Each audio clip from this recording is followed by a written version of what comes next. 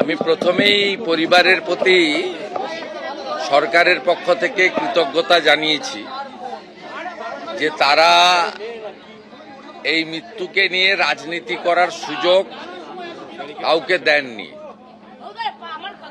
এবং গতকাল প্রাক্তন মুখ্যমন্ত্রী এসেছিলেন,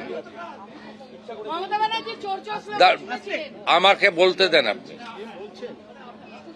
প্রাক্তন মুখ্যমন্ত্রী এসেছিলেন, সেখানেও উনারা বাড়ির লোকেরা দেখা তো করেনি। উনার দাদা শুধু বলেছিলেন যে আমি বিচার চাই, বিচার দিতে পারবে লোকাল প্রশাসন, অর্থাৎ তিনি পুলিশ এবং রাজ্য প্রশাসনের উপর আস্থা রেখেছেন।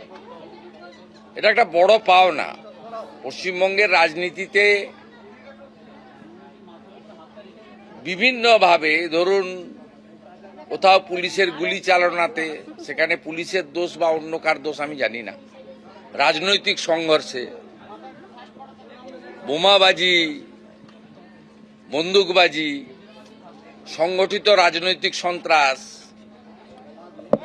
এবং পুলিশের হেফাজতে বা রাজনৈতিক হেফাজতে অনেককে রাজনৈতিকভাবে তুলে নিয়ে গিয়েও খুন করা হয়েছে, এমন অনেক উদাহরণ রয়েছে এই পশ্চিমবঙ্গে। কিন্তু আপনারা,